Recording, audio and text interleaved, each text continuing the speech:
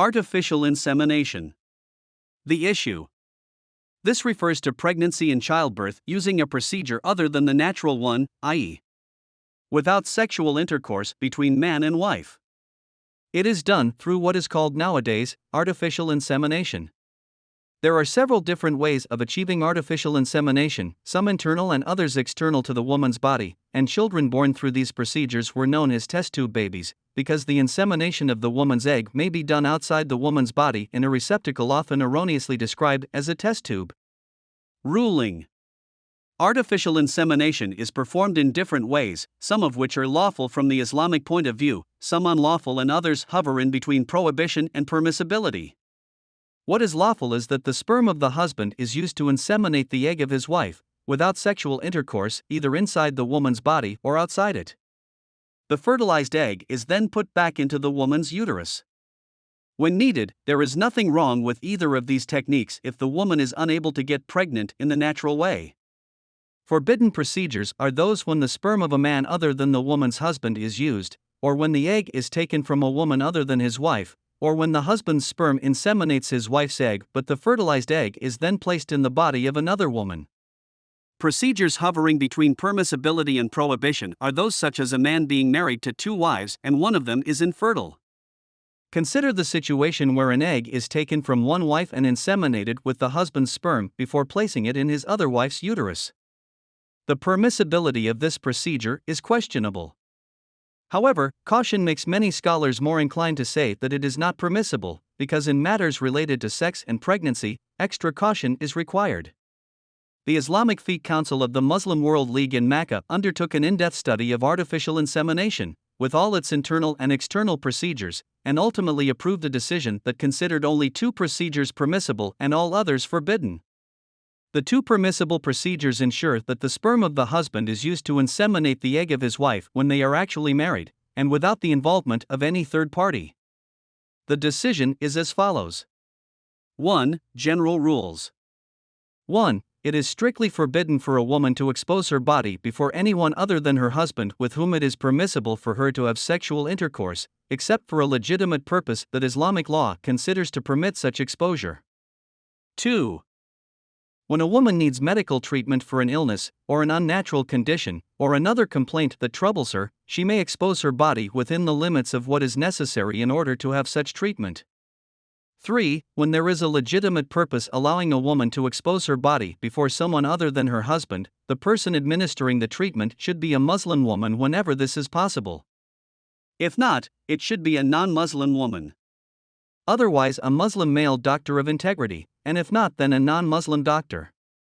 This order should always be considered. It is not permissible for the woman being treated and the person treating her to be alone. Her husband or another woman should always be present. 2. Rulings on artificial insemination. 1. The need of a married woman and her husband to have children when the woman is unable to conceive is considered a legitimate purpose, allowing her treatment with a permissible method of artificial insemination. 2. The first procedure, involving taking the sperm of a married man to inseminate the egg of his wife internally, is permissible from the Islamic point of view under the above-mentioned conditions, provided that the woman's need to have such a procedure for conception is confirmed. 3. The third procedure, involving inseminating the wife's egg by her husband's sperm externally then implanting the fertilized egg in the uterus of the same wife who produced the egg, is acceptable in principle. However, the conditions surrounding it do not make it free of doubt. Therefore, it must not be resorted to except in cases of absolute necessity, ensuring that the aforementioned general rules are observed. For, in these two permissible situations, the council decides that the child's parents are the two spouses who provided the sperm and the egg. The rights of inheritance and other rights of the child are confirmed once the parenthood is confirmed. Once this child is confirmed to be the child of the man and his wife, all rulings and rights, including rights of inheritance, apply to it. 5. All other procedures of artificial insemination, whether internal or external as already outlined, are forbidden in Islam. None may be considered permissible because they involve insemination without considering that the man and the woman are married. Moreover, the surrogate mother is unrelated to the couple. Considering the general circumstances of artificial insemination, even in the two permissible procedures, and with the possibility of sperms and eggs fertilized externally being mixed up, particularly when this procedure becomes more common, the Council advises people not to resort to it except in cases of absolute necessity. They must take every precaution to prevent sperms and eggs being mixed up. This is the conclusion arrived at by the Fiqh Council regarding this issue of strong religious sensitivity. The Council prays that it has arrived at the right conclusion. Sheikh Jad al-Haq Ali Jad al-Haq, the former rector of Al-Azhar, was asked a detailed question about the use of artificial insemination. The following cases were mentioned in the question. 1. The husband's sperm is used to inseminate the egg of his wife who is unable to conceive otherwise, with both man and wife being present. 2. The sperm of a man other than her husband is used to inseminate a woman's egg, because her husband produces no sperm or because his sperm is unsuitable. 3. The husband's sperm is used to inseminate an egg produced by a woman other than his wife. The fertilized egg is subsequently implanted in the uterus of the man's wife. Such a situation might arise in the case of a woman who does not produce eggs. 4. A woman's egg is artificially inseminated with her own husband's sperm in a test tube, because the woman cannot get pregnant. The fertilized egg is then either I. Implanted in the uterus of the wife who produced the egg, or 2. Implanted into a suitable animal for a period of time and later the embryo is returned to the uterus of the same woman. 5. What is the status of the husband who agrees to use such procedures and claims the child born in one of these ways, or stays with his wife who used the sperm of another man to get pregnant? 6. What is the status of the child born by any of these methods? Sheikh Jad al-Haq gave a detailed answer and said, God says in the Quran, He it is who has created man from water and established for him bonds of lineage and marriage. All-powerful is your Lord. 25:54.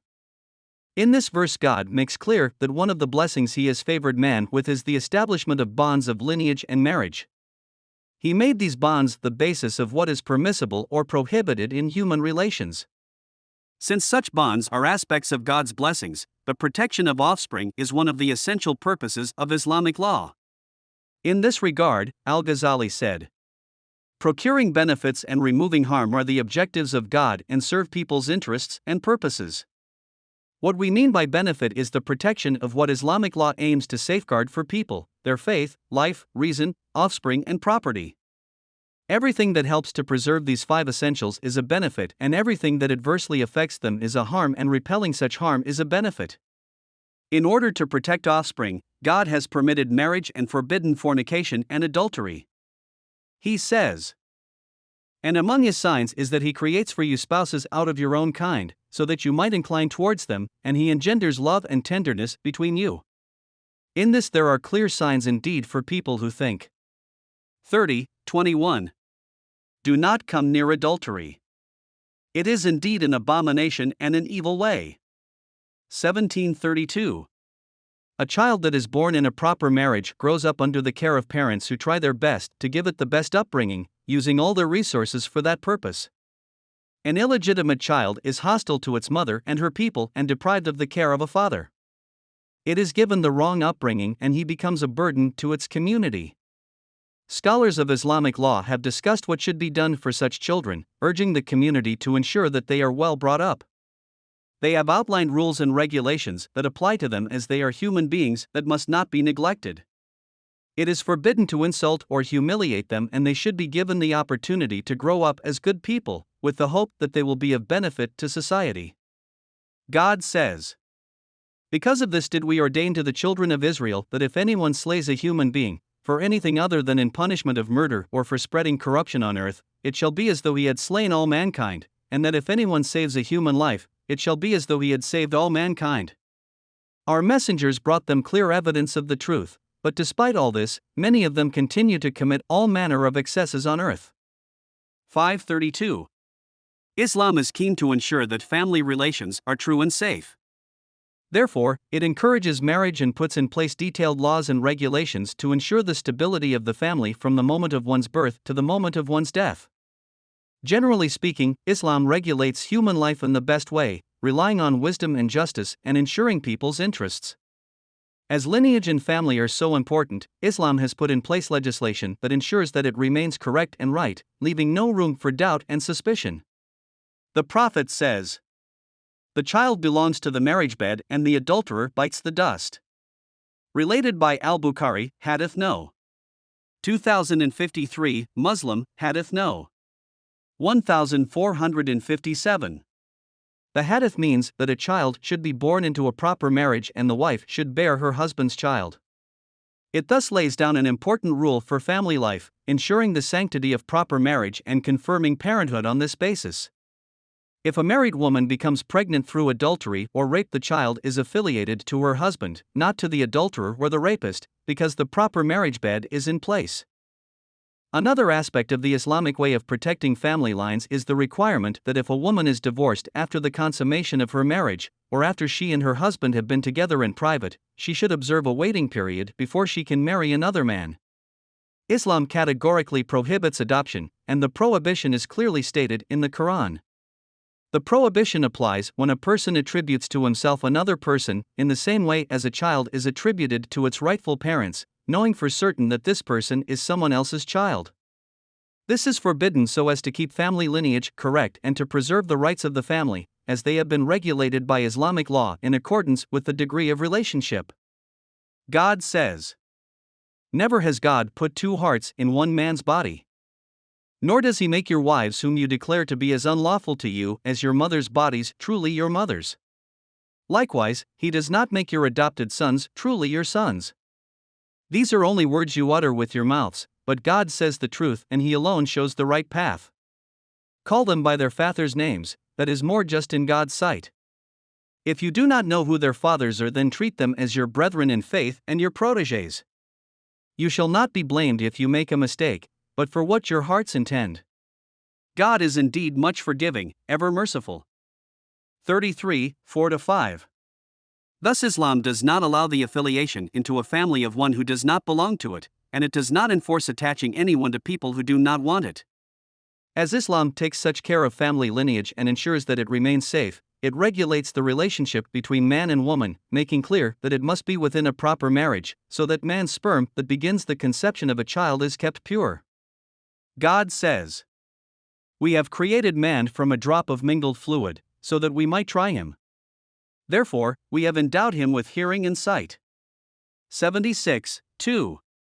This drop of fluid does not begin to give shape unless it gets into the woman's body, which is ready to receive it.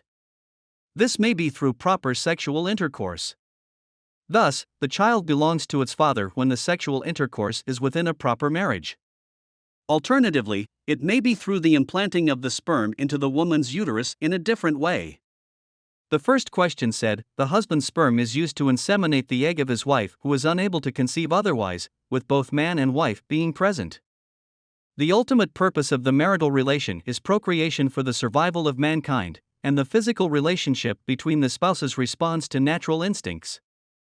Thus, this relationship and intercourse are the proper means through which they both give what is within them, enabling the sperm to find its place and be settled where God wants it to start its life cycle. This should be done by the means God has given each of the couple, and it should be always maintained unless there is good reason for seeking a different method, such as either one of the married couple having an illness, or a natural condition that prevents conception in the natural way. In such a case, and the wife has artificial insemination with her husband's own sperm without any doubt about its source or its mixing with any other human or animal sperm, such insemination is permissible. Thus, the child definitely belongs to the woman's husband. The case is analogous to that mentioned by early scholars who make clear that if a woman inserts her husband's sperm into her vagina, the child is her husband's child, and if she is divorced or widowed, she must observe the normal waiting period.